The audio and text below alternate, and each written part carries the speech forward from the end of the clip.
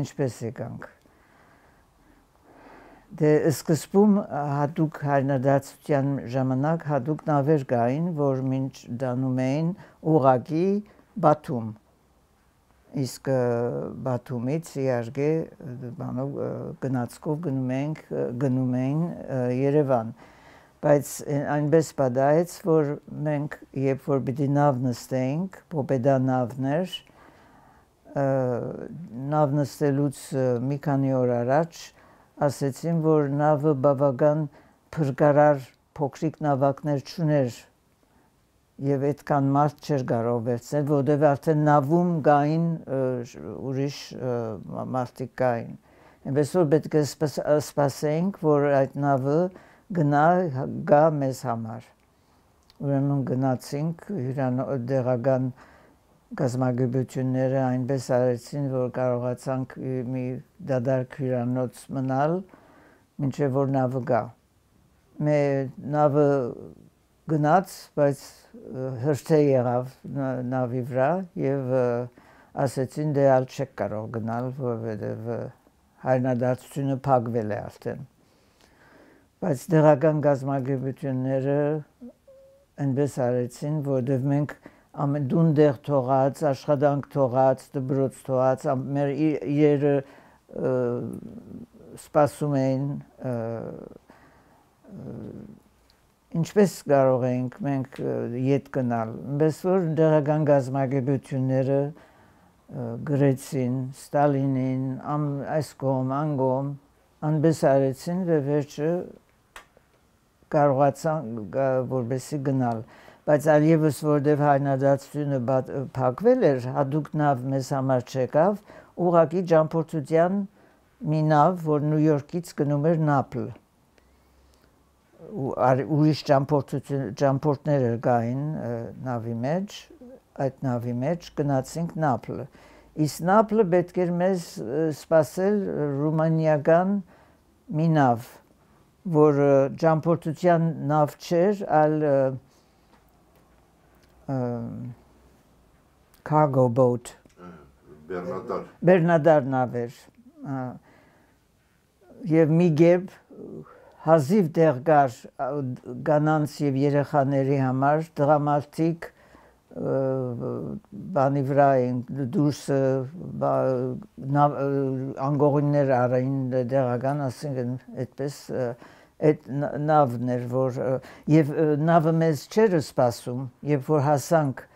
Նապլ, նավ չկար։ Եվ քիչ էր մնում նավի եւ մեզ չէին թողնում, որ գանք, որովհետեւ վիզա չունեինք Իտալիա մնալու համար։ Այնպես որ նավի վրա մնում ենք եւ հետեւյալ օրը պիտի նավը եւ վերադառնալ Ամերիկա եւ մենք պիտի Ամերիկա ետ դառնանք։ Բայց դեղական հայկական գազագերբությունը այնպես արեցին, որ մեզ ուղղակի հյուրանոց տարին եւ այդ շատ լավ հիշում եմ, որովհետեւ կարծես մենք չգիտեմ ուրիշ երկրից եկած մարդիկ էինք, որ մեզ վրա վստահություն չկար գային միլիցիա ոստիկանները երկու կողմ կանգնած իջանք նավերից ավտոբուսների վրա նստեցինք ուղղակի հյուրանոց տարան մեզի եւ այնտեղ սպասեցինք մի շաբաթ մինչեւ որ Բեռնադար մի նավ եկավ Ռումինիայից եւ այդ նավի վրա նստեցինք եւ այդ նավը չուներ միջոցներ այդ մարդկանց մի երբ կարողացանք եղբայրս 3 տարեկան էր մամայի հետ իրենք կարողացան անգողին ունենալ ես էլ իրենց մոտ գդինը բարգեցի պապաս եւ մնացած դրամատիկ դուրս մի երբ այդպես 10 օր տևեց Նապլից մինչև Բաթում հասնելը Բաթում մեզ մնացինք մի քանի օր եւ այնտեղից գնացք նստեցինք եւ եկանք Երևան։ Դե հայրս նախ եւ առաջ հայրենասեր էր Մենք դունը միայն հայերեն էինք խոսում։ Հետո բացի հայրենասեր լինելից ինքը հավատում էր կոմունիզմի։ Համայնավար այդ բանը, որովհետև հայրս 12 տարեկան հասակին իրեն բաբան մեծ հայրս դրամական դժվարություններ է ունեցել եւ չէ կարողացել նրան դպրոցը շարունակել տալ, որովհետև տրամով էր Թուրքիայում այն ժամանակ դպրոցը։ Եվ բաբաս 12 տարեկան հասակին դպրոցից հանել են եւ ինքը դերձակություն է սորվել եւ աշխատել է 12 տարեկան հասակից։ Եվ այդ բանը ինքը միշտ ասում էր, ինքը շատ էր սիրում, որ դպրոց գնալ, սովորել, իրեն համար շատ կարևոր էր, քանի որ ինքը ստիպված է եղել 12 տարեկան հասակից դպրոցը թողնել։ Եվ համայնավարությունը, կոմունիզմը, բոլորը գունենան education, գրթություն եւ այլն, հավատում էր դրան շատ, բայց որ կոմունիզմը լավ բան կլինի։ Դրա վրա էր, բացի այդ ամբողջից,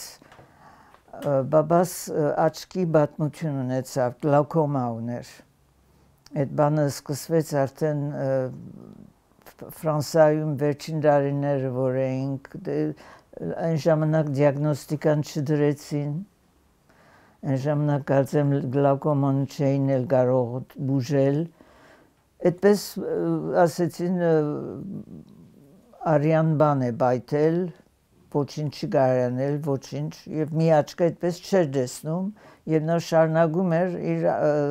թերծակություն անել այդպես մի աչքով եւ կամաց այդ աչքը վատացավ, երբ որ Ամերիկա էինք արդեն ասեցին ինչ որ էր։ Եվ այն ժամանակ իմ այստեղ ես մորաքույր ունեի եւ նրանք էլ Հայաստան գնալու շատ համամիտ էին եւ մեզ ուղարկեցին թերթից հոդված, որտեղ ասվում էր, որ Օդեսայում հայտնի աչքի բժիշկ պրոֆեսոր Ֆիլատով, որ հրաշքներ է կատարում աչքերը օպերացիաներ էր անում։ Բաբաս եւ նրանք ասեցին, դες Հայաստան որ գաք, կարող ես գնալ Օդեսա, որ աչքդ բուժվի։ Իհարկե հորաքույրներս, ես հորաքույրներ ունեի, որ մեկը ինքը դեղակոծ էր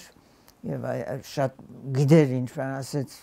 այստեղ գլոկոման, եթե կարողանար այնտեղ բուժել, այստեղ էլ կբուժվեին, բայց բաբան այդ հույսը ուներ, նախ եւ առաջ Հայաստան գնալու բանը, եւ այդ հույսն էլ կար, որ աչքերը պիտի գնար Օդեսա եւ բուժվեր։ Ինչու գնացինք Հայաստան։ Ինչ տեսանք։ 49 թիվն էր, Փետրվար 49 թիվը Հայաստանը, իհարկե բոլոր մեր ազգականները կամ ծանոթներ, որ կային, հիմա լավ է, եթե 46-ին գայի, 47-ին, հիմա լավ է, բայց մենք լավ բան չենք տեսնում, որտեղ Ամերիկայից են գալիս, ամենտեղ հերթ կար, կարակ չկար, շաքար չկար, ասին կար, շուկայում եթե առնես, սասապելի գներով, ուրեմն մեզ ամերիկացիների համար, ուրեմն մենք 140 մի քանի հոգի ենք, շենք էին կառուցել ամերիկացիների տունը։ Մի քանի ընտանիք այնտեղ դրեցին, մնացածը աջ ու ձախ ամեն շրջաններում դրին։ Մենք անբախտ ունեցանք, որ այդ շենքերից մեկի մեջ իսկապես մեզ, բայց ինչ տվին մեզ, մի սենյակ, 3 սենյականոց բնակարանում, 2 ուրիշ ընտանիքների հետ, որ մենք պետք է նույն խոհանոցը եւ նույն զուգարանը բաժնենք։ Ուրեմն, voilà ինչ տեսանք, երբ որ հասանք Երևան։ Եվ իհարկե դա բավական դժվար էր այդ ամբողջը տանել։ Այո, հիշում եմ։ շատ լավ եմ հիշում, որովհետև հարևաններ ունեինք, որոնք Հունաստանից էին եկել իմ դարիքի երկու քույրեր կային այդ ընտանիքի մեջ, մտերմացանք իսկույն եւ մի առավոտ շուտ եկավ այդ աղջիկը մեր տունը Մարոն էր, սավ աս գիշեր, չգիտեմ ինչպես իմացվել է այդ բանը, որ չգիտեմ նորեգորներին, ահագին նորեգորներին դարել են, եկել են տունը գիշերը եւ դարել են։ Եվ հետո կամաց իմացանք այս մեկը, այն մեկը մարդիկ, որոնք մեր խմբից նախքան այդ մեծ 49 թիվն մենք հազիվ 2-3 շաբաթ էինք այնտեղ եկած, երբ որ մեր խմբից մի 3 հոգի արդեն arrested ձերբակալեցին դարան։ Առանց ոչ մի պատճառի այդ մարդիկ ինչ պատճառ կար, հազիվ մի քանի օր էինք այնտեղ։ Եվ երբ որ այդ ընդհանուր բանը եղավ 49 թվը, ես բաբայիս լսեցի, բաբաս մամային ասեց, պատրաստ մի բան պատրաստիր, որ պետք եղած բաները դանենք, երեխա ունենք 3 տարեկան, այդ վերջին րոպեին գմորանանք ինչ պետք է դանենք, պատրաստենք մի վալիզ, որ պատկերացրեք ինչ դրության մեջ, որ առանց պատճառի, որտեղ մարդիկ տանում էին։ 49 թվին սեպտեմբերին ընդունվեցի Օդալեզների ինստիտուտը։ Ուսման դարիները լավ դարիներ էին, չնայած սարսափելի դժվար դարիներ էին, հատկապես առաջին դարին, հետո ոչինչ, որովհետև մեր հայրենը, ասին երբ որ ասում եմ մենք, մի ընկերուհի ունեի, որ Ամերիկայից էր, մեր շատ մտերմացած էինք եւ հազիվ էինք կարդում հայրենը, տարերը գիտեինք, կարդում էինք, բայց այդ ինստիտուտ գնալ, համալսարան գնալ, այդ քիչ հայրենով գար ուրիշ նորեգողներ, բայց նրանք Սուրիայից, Լիբանանից, Եգիպտոսից էին եւ հայրեն գիտեին, որտեղ այնտեղ դպրոց էին գնացել։ Ճիշտ է, արևմտյան հայրեն էր, բայց դժվար չէ արևմտյան հայրենից դառնալ արևելյան, դա մի դժվար բան չէ։ Իհարկե ուղղակրության որոշ կանոններ կային, որ փոխվել էին, բայց դա դժվար չէ, բայց մենք հայրեն չգիտեինք փաստորեն։ Եվ լավ է, որ մենք ընդրել էինք Օդալեզու ինստիտուտ անգլերեն բաժին, անգլերեն դասերը շատ էին, ամեն օր 2-3 ժամ անգլերենի դասեր կային։ Մենք ազատված էինք այդ դասերից, որովհետև մեր անգլերենը բավական, եւ այդ ժամանակները օգտագործում էինք, որ մեր ընկերները, որ հայրեն գրել են դասախոսությունները, ուրեմն գրում ենք այդ դասախոսությունները հայրեն, որպեսզի հետո սովորեն, որովհետև շատ նյութեր կային, որ դասագրքեր չկային, եւ պետք է մենք դասախոսությունների վրա հիմնվեինք հետո քննությունների պատրաստվելու համար։ Շատ լավ եմ հիշում, 53 թվին նա մահացավ, մենք արդեն մեր վերջին դարին էր։ Եվ ինչպես եղավ լսեցինք, այո, համալսարան ինստիտուտում էինք եւ ուրեմն հետեւյալ օրը, այդ որ մահացավ, ուրեմն ամեն դասին, որ գնում էինք, դասը սկսում էր, դասախոսը ուհու լալով սկսում էր դասը։ Եվ բոլոր ուսանողները լացում էին։ Միայն Քեյը եւ ես, այս ընկերուհին նստած էինք այնտեղ։ Հետո երրորդ ընկերուհին ունեինք, որ ասում եմ Եգիպտոսից էր, նա մեզնից մի քիչ ավելի խորամանկ էր, ասենք մենք շատ այդպես նաիվ էինք, ասում էր լացեք, մի նստեք, լացեք, ես էլ ասում էի չեմ կարող ասել, ծիծաղս եմ գալիս, Մտածիր, թե այս երկրում ենք ընկել եւ լացեք։ Շատ լավ եմ հիշում, այո, իհարկե։ Այն ժամանակ, չգիտեմ հիմա ինչպես են օրենքները, բայց քանի որ pedagogan ինստիտուտ էր եւ ծրի ենք իրար գնում, երբ որ ավարտում էր, իրենք էին նշանակում, որտեղ պիտի գնաք աշխատելու։ Եվ իհարկե քաղաքում չէին նշանակում, այլ գյուղերում։ Արդեն քաղաքի պայմանները արդեն բավական դժվար էին, ոնց պիտի գնանք գյուղեր աշխատելու։ Մի կերպ մամաս որովհետև աշխատում էր գարի արտելում եւ շատ հաճախորդների մեջ ուներ լուսավորության բաժնի վարիչի մի գին էր, որ նա էր նշանակում։ Եվ մի կերպ նա կարողացավ ինձ ազատել այդ գյուղեր գնալու համար։ Այնպես որ ինձ գյուղ չուղարկեցին եւ ինձ դրին Երևանի դրամատուրգիան դակ, Քաղսովետի դրամատուրգիան դակ։ Bon, շաբաթը մի անգամ գնում էի ասելու, մի տարի այդպես գնալ գալով անցուց, ամեն շաբաթ գնում էի աշխատանք կա Երևանում, չէ։ Մի օր էլ ասեցին, դե եթե ֆրանսերեն իմանայիք, դպրոց կա, որտեղ ֆրանսերենի դասադու է պետք։ Այդ անդարին էր, որտեղ մինչ այդ ուրեմն դա 54 թիվն էր, մինչ այդ տղաները եւ աղջիկները դարբեր դպրոց էին գնում եւ այնպես էր որ աղջիկների դպրոցը գերմաներեն էին սովորում եւ երբ որ տղաները եկան այդտեղ տղաները ֆրանսերեն էին անցում եւ այդ տղաների համար հարկավոր էր ֆրանսերեն լեզվի դասադու ես ասի ֆրանսերեն գիտեմ եւ մինչեւ հիմա զարմանում եմ միայն ասելով որ ես ֆրանսերեն գիտեմ ինձ նշանակեցին այնտեղ այդ տղաներին ֆրանսերենի դաս տալու եւ 5 տարի ֆրանսերեն դասավանդեցի այդ դպրոցում բայց ես մինչ այդ ունեի մասնավոր դասեր անգլերենի եւ դրանով էի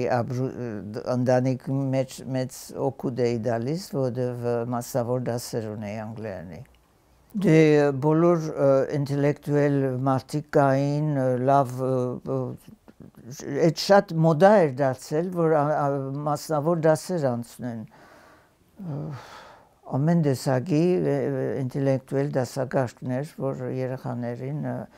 եւ այնքան դասեր ունեի, որ ալիևս ես ժամանակ էլ չունեի, աչուջախ ծանոթներին ասում էի, որ դասերը իրենց տան։ Եվ այդ մեր ընտանիքի համար մեծ բան էր այդ մասնավոր դասերը, որ ունեի։ Հետո նոր 5 տարի հետո ուրեմն Չարենցի դպրոցը բացվեց եւ այնտեղ իհարկե սկսեցի աշխատել իբրև անգլերենի դասադու։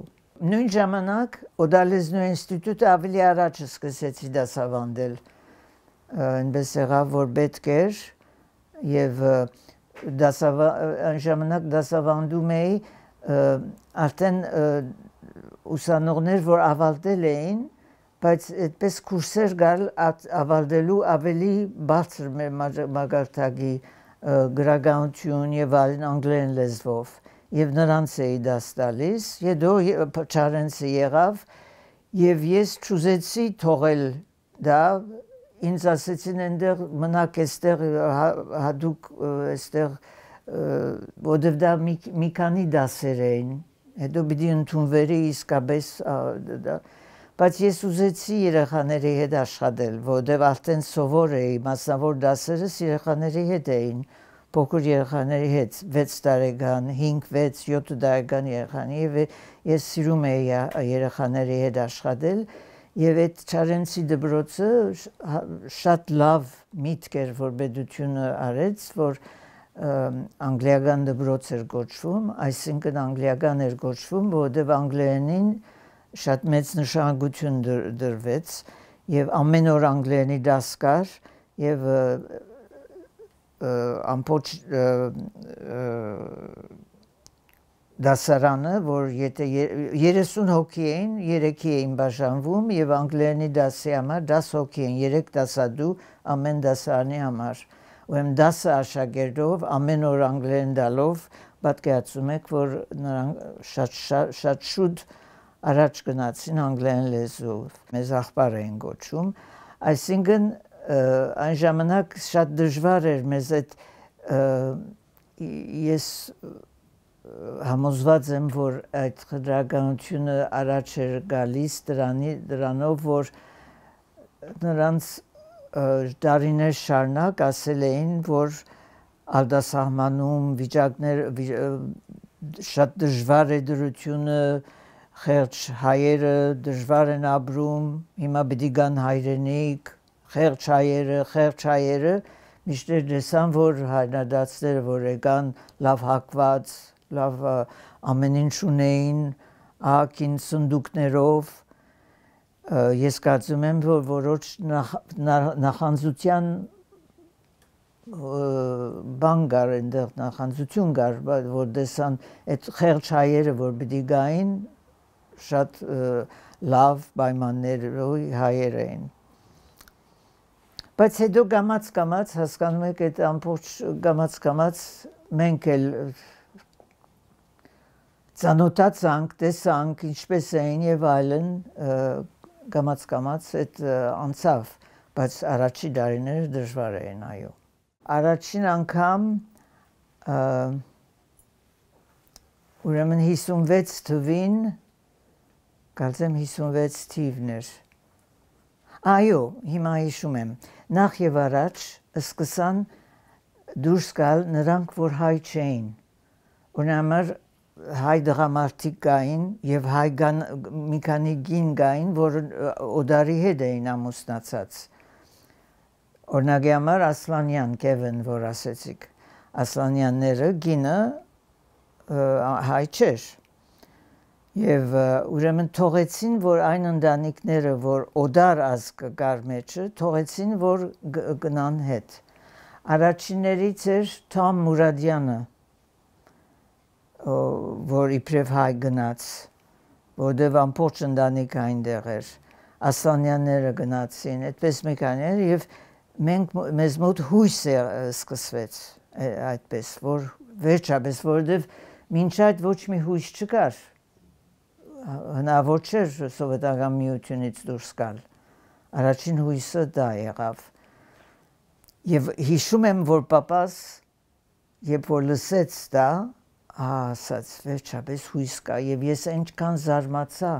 պապաս եւ հիվանդ էր այն ժամանակ եւ մահացավ հետո, եւ ես չգիտեի անգամ, որ պապաս նույնիսկ մտածում էր այդ մասին, չէր ասում ոչ մի բան, գնում էր հերթեր էր կանգնում ժամերով, որպեսզի ունենանք պետք եղածը, որովհետեւ չէր կարող աշխատել աչքի պատճառով, հերթեր էր կանգնում, երբեք չէր խոսում հետ գնալու մասին եւ այդ հույս կար։ Եվ առաջի հույսը դա էր։ Հետո Ֆրանսիայից 56 թվին Պինոն եկավ իբրև գնաց իբրև տուրիստ, իբրև եկավ սովետական միություն եւ Երևան եկավ։ Եվ այնտեղ իրեն օտանավակայանում հազարավոր ֆրանսահայեր իրեն ընդունեցին, մի ֆրանսիացի գին իր բեբեկը նրան տվեց, դարեք նրան Ֆրանսիա ասելով։ Եվ դա իսկապես մի բան եղավ այդտեղ, որտեղ դրանից հետո էր, որ առաջը սկսվեց, ուրեմն ինչպես ասեցի, ոչ հայեր գնալ եւ հույսը այդտեղից սկսվեց։ Ստալինից հետո բոլորովին դարբեր էր, իհարկե նախ եւ առաջ այդ վախը, այդ բանը, որ գիշերը պիտի գան ձեզ այդ վախ գնաց մեծ բաներ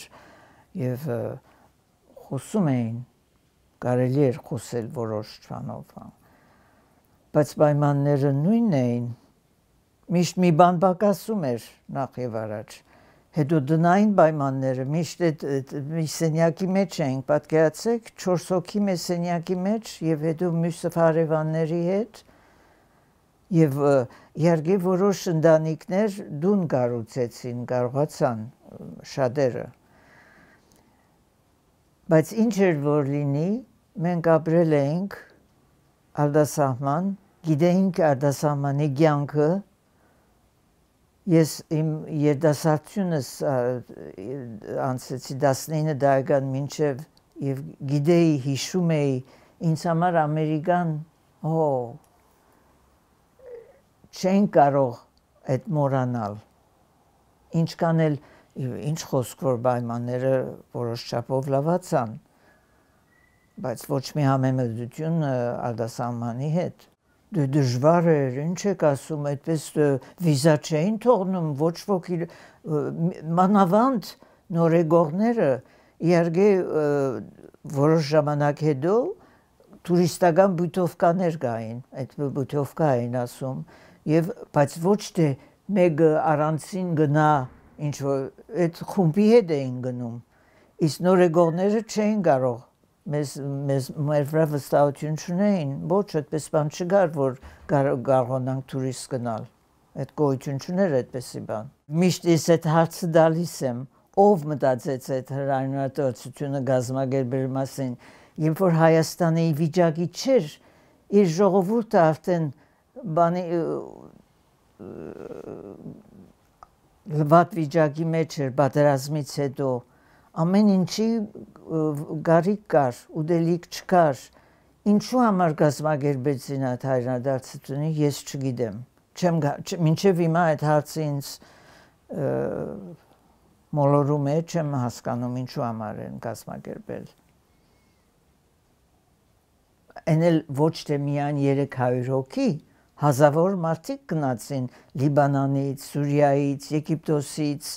հետո Ռումինիայից, Բուլղարիայից, Հունաստանից,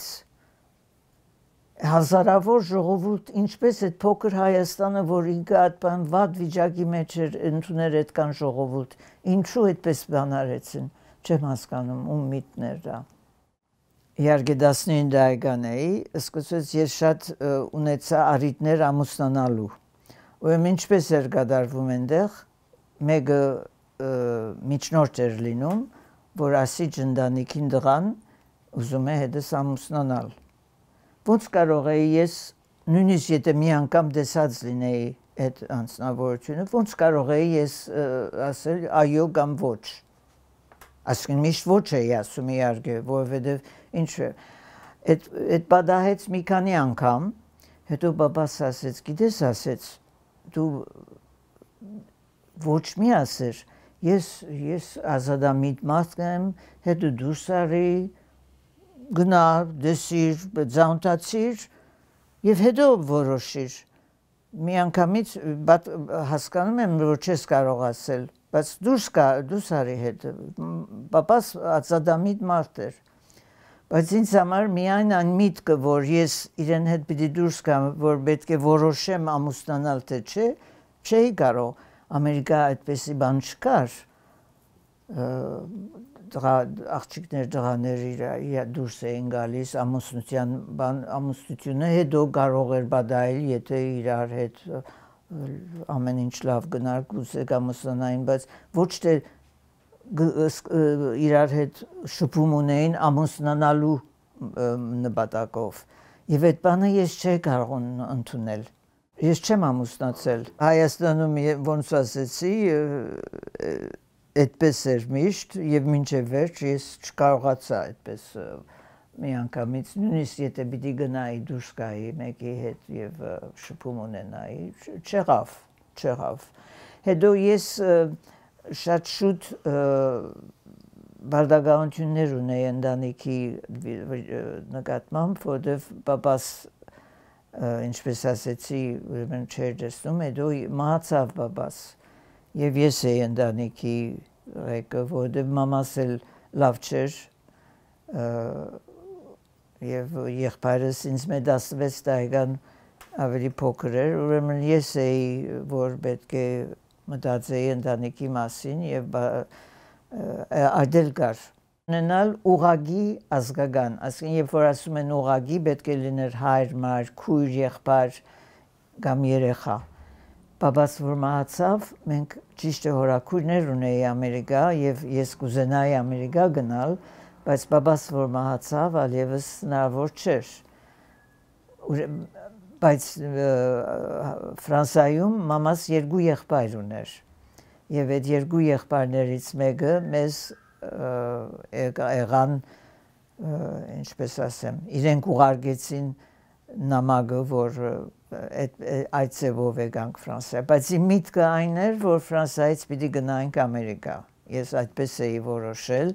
որովհետև ես Ֆրանսիա որ թողնեցինք, ես հազիվ դաստիարական էի, ճիշտ է հիշում էի Ֆրանսիան, բայց ինձ համար Ամերիկան էր, ես որ գիտեի, ուզում էի վերադառնալ։ Եվ միտքը այն էր, որ Ֆրանսիայից գնանք Ամերիկա։ Ոչ, հեշտ չէր։ Մի անգամ արդեն իրենք մերժեցին, մեր երկրորդ անգամ դիմում տվեցինք։ Չէ, բոլորովին հեշտ չէ, բայց մենք ունեցանք բախտը ամենայն դեպս երկրորդ անգամ հետո եղավ։ Չէ, չնայած որ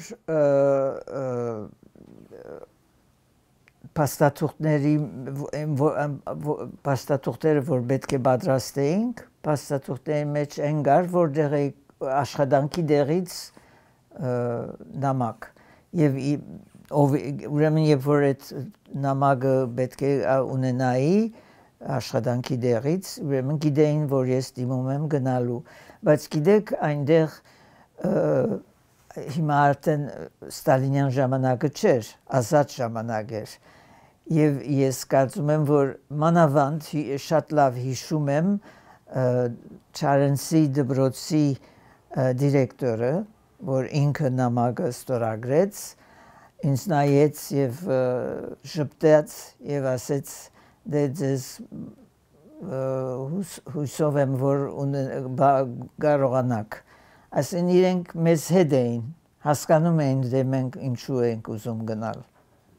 այլևս չէին թաքցնում